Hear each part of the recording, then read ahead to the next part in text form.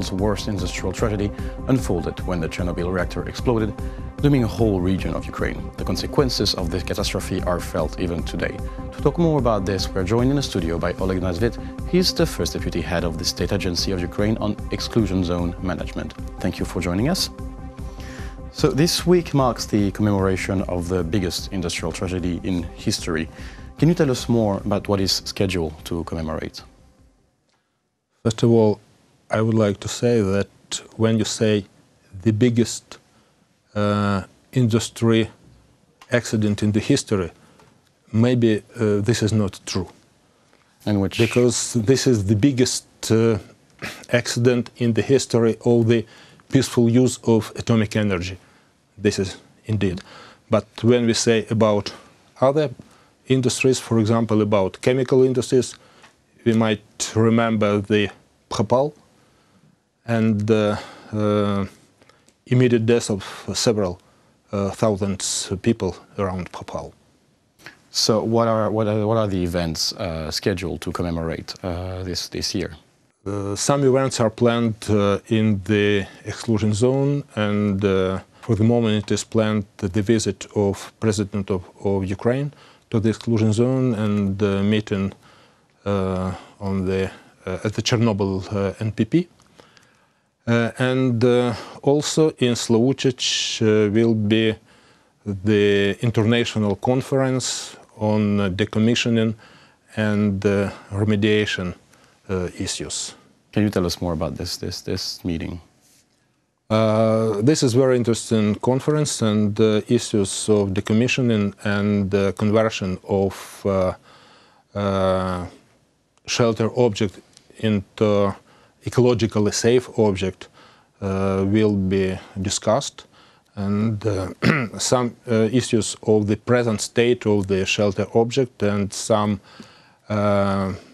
recent changes due to placement of the new safe confinement on its place will be discussed in this conference.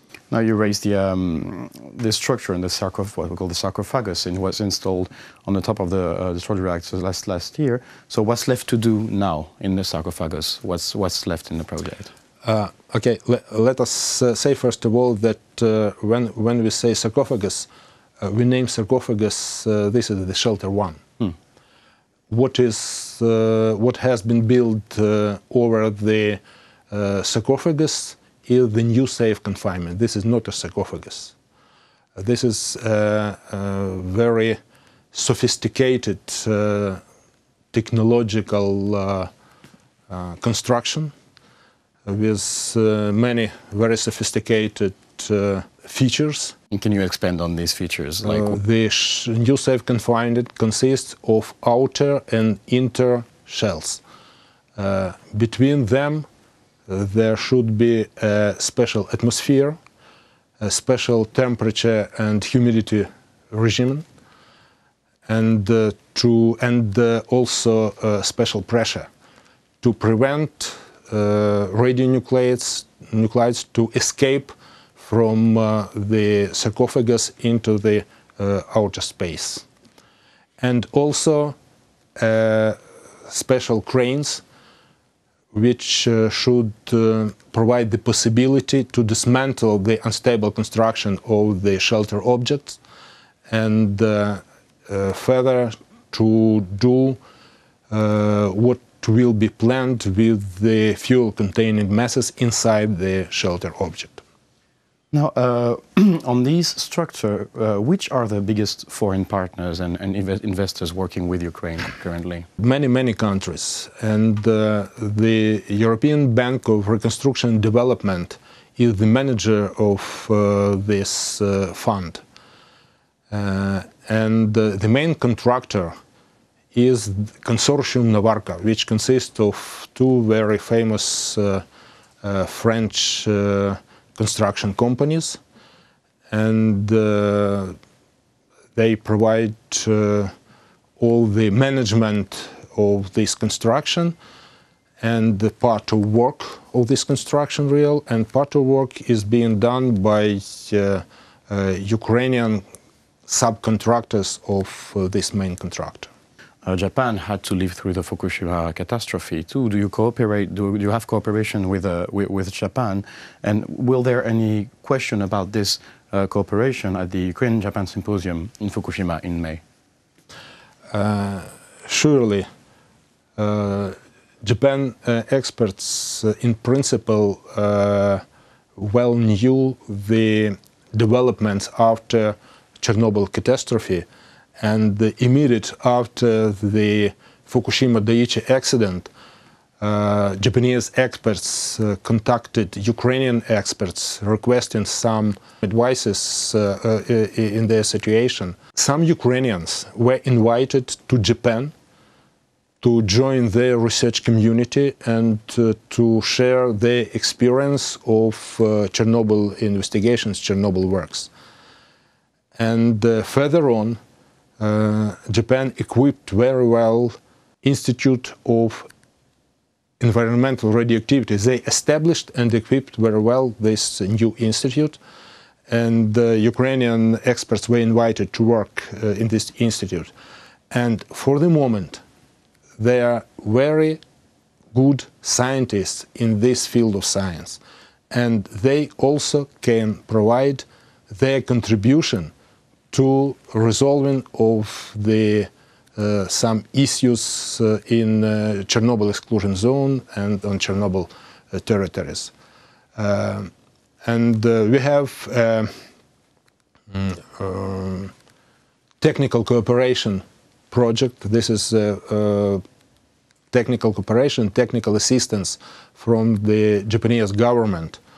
And this institute, Institute of Environmental Radioactivity, is the main contractor of the Japanese government to provide this assistance to Ukraine.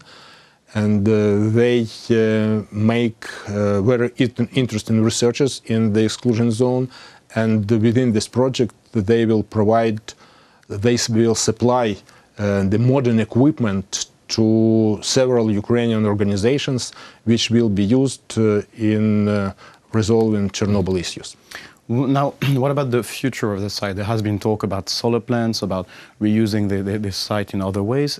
Is there any? What are the projects around the site? How can it be reused in other ways? Some solar sites should be, and will be established in the exclusion zone. This is according to estimates of the experts.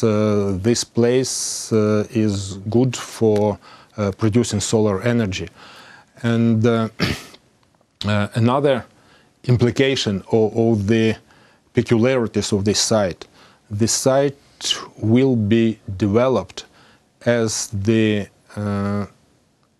site for creation infrastructure for all Ukraine for radioactive waste management. And according to this, now we are considering to create in the central part of the exclusion zone the so-called zone of special industrial use. And in this zone will be used for development of infrastructure for radioactive waste management. Now, recently Forbes has named the exclusion zone one of the, quote, most super extravagant touristic destination, and there has been a whole trend recently since the past years of tours and tourism around the zone. What's your view on that kind of business? We don't name this kind of activity as a touristic or tourism activity. We name this kind of activity as visiting the exclusion zone.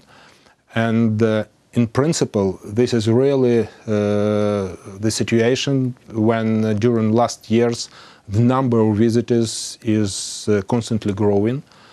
And a year ago, 2 years ago, it was about 38,000 people.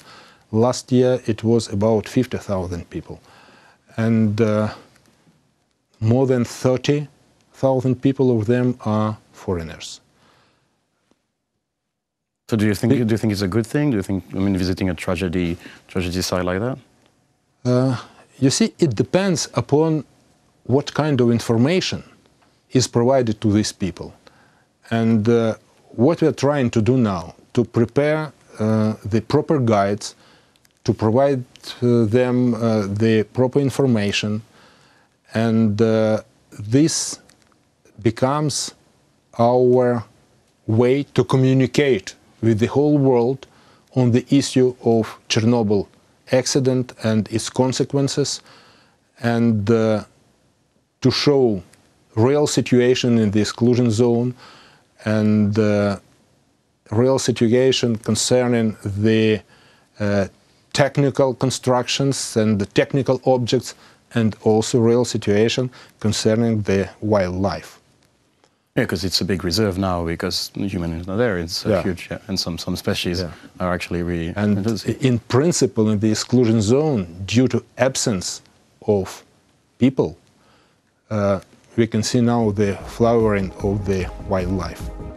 Well, thank you very much for your overview. It was a pleasure to have you in the studio today. That was Oleg Nasvit, is the first deputy head of the State Agency of Ukraine on Exclusion Zone Management. Thank you for watching the program. Stay tuned for the rest.